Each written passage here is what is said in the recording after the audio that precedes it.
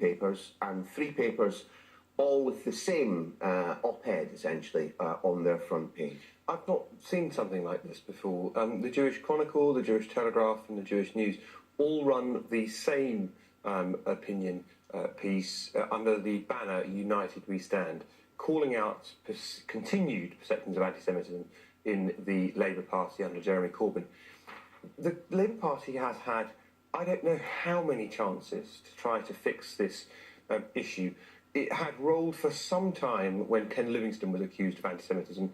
Then it rumbled on under the Chakrabarti review, which was widely perceived as a whitewash before she got her peerage as a reward for doing it. And then most recently, as a series of Labour MPs, Jewish and non-Jewish, set out their experiences of seeing and experiencing anti-Semitism, Labour failed, according to their own members and members of Parliament, to really act to fix the anti-Semitic problems they had in their own ranks, and now offered an opportunity to embrace a code that has been accepted internationally as a fair standard of what anti-Semitism is, the Labour Party's leadership, and you might think it was far easier at this point just to say, OK, we accept it, has still decided not to do so. And in the face of that, 3 competing titles, I mean, you know what the media is like, they normally fight. Must feel rather futile to them because it's quite clear that the Labour Party is not listening. Yeah, well, they've done this ahead of a vote which is going to happen on September the 5th, where Labour MPs are going to debate an emergency motion to try and get the party to adopt this IHRA definition of anti-Semitism. And I'm sure the Labour Party will end up coming back to that at their party conference as well later in September.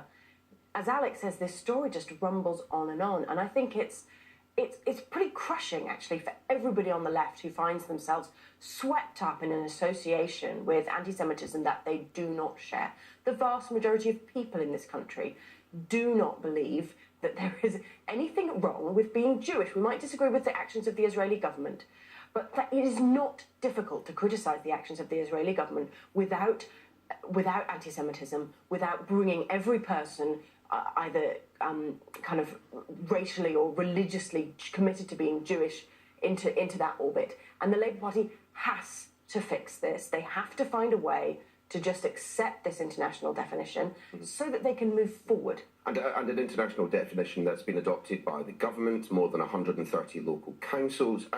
Still, though, I mean, the op-ed makes a point that the Labour Party is facing a binary choice at the moment. Implement this international standard in full, or, in their words, be seen by all decent people as an institutionally racist anti-Semitic party. I mean, are they accurate there? No, I think they are. And what's extraordinary is the Labour Party sees itself as the anti-racist party. And actually, if you look back at the Labour Party has a whole host of really impressive achievements in combating racism, in combating hate crimes, all sorts of legislation, action to support people of a whole variety of ethnic minorities. Yeah. But they've developed this Achilles heel around anti-Semitism where they just can't help themselves, and it's because they think that Jewish people are rich and rich people don't deserve help. Spot on. And there are 2 things, I think, that demonstrate this. The first is how long it took to do anything about Ken Livingstone and the allegations against him as compared to the allegations against Margaret Hodge. Years with Ken, a day, I think it was, with Margaret Hodge when she was supposed to have called out her leader. And the second issue is that with any other minority, Labour would be the first organisation to say they embrace these standards. The same test, if you took out the word Jewish and you inserted black, Asian, transgender, any other kind of minority in our country, they would say, absolutely, we embrace this to protect people under a code. And it's only because these people are Jews that they are not protected by the Labour Party, and we should start saying so. Let's head to the front of the